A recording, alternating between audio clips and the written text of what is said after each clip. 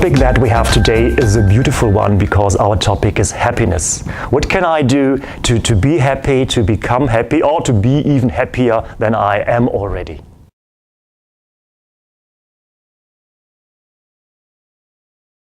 Well, yes, actually, we often do something wrong. Often we find ourselves that we think that we have to work hard to be more successful, to work hard to get the next promotion, to get a higher salary, and then when I have reached that promotion and that higher salary, then I will be lucky. Well, of course, somehow that makes sense. But we have recent studies from the Harvard University, and these studies show us that we should do it vice versa. So if I am able to reach a happy state of mind, then I have much better chance to be successful. So happiness makes me successful, and not success makes me happy. We have also some figures, some facts. So research has shown that if we have a happy state of mind, we are about 30% more productive. Or for example, salesmen, happy salesmen, they are about 40% more successful in doing their sales. Or even doctors, about 20% more, let's say, faster and more precise in giving a diagnosis to a patient. So you see, what we often do is that we somehow postpone our happiness. So we think, when we have built that house, then we will be happy. When we finally do those holidays that we have planned for a lot of years, then we will be happy. So as a consequence, we will never be happy today, because we say, when I do that, then I will be happy.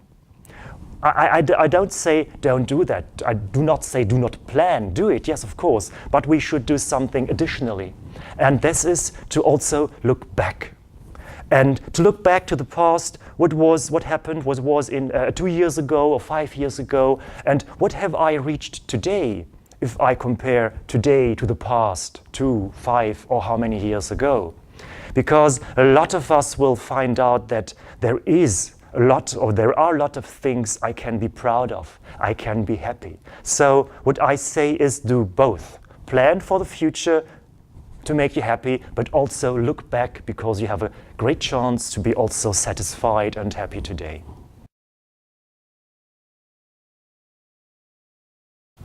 Yeah, on a daily basis, to do a kind of mental hygiene. What does that mean? Especially in the morning, it is very important to avoid negative impressions, negative perceptions. So to avoid bad news, to avoid to read messages that you have received, maybe to avoid not too early to look into social media channels.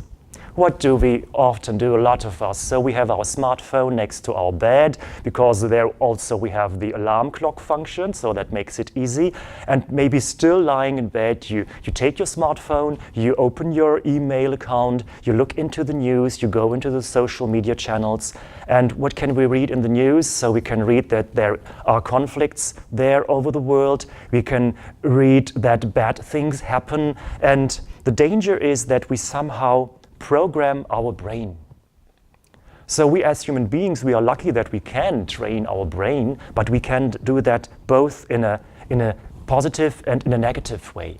And when I have a lot of negative impressions, and that is especially in the early morning, when my firewall is not that ready, and when I have those impressions, I have a high risk to have a negative inner dialogue, so that I have a selective perception to focus more on negative things.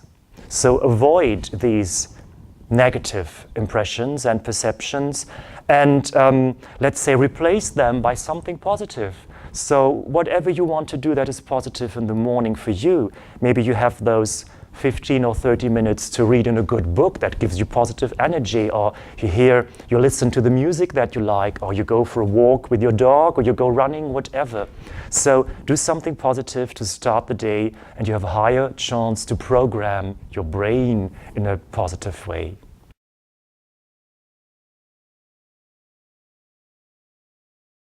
Yes, I think one very good recommendation is to have we call it a book of happiness. So to have a kind of diary that you use in the evening to note things that have happened during the day which made you happy. So what was there that made me happy, that made me smile, that made me satisfied? And it's recommended to do that especially in the evening, also maybe already lying in bed just before sleeping, because especially those last impressions on visualizing also these experiences that you had during the day in the late evening gives you a good chance, or let's say it is like that your brain unconsciously works on those topics during the night, during your sleep. We have, for example, also published this book of happiness here, and there you have just a few, like 20 pages of input, and the remaining part of the book is really reserved for this happiness diary, to note about 5 things in the evening, and then to have it there, and in the morning you take that book and read what have I written down yesterday evening, so you have already a good chance to enter your day in a positive way. And it takes about 3 weeks that you should do that.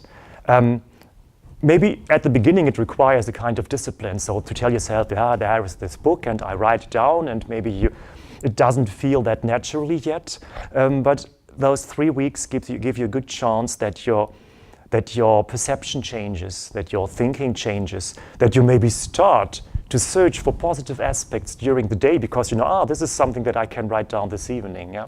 So you step by step get more positive thinking and a more positive perception. And I think that these will also be very suitable ingredients to put in your pot of happiness to give you a better chance to be happy in life.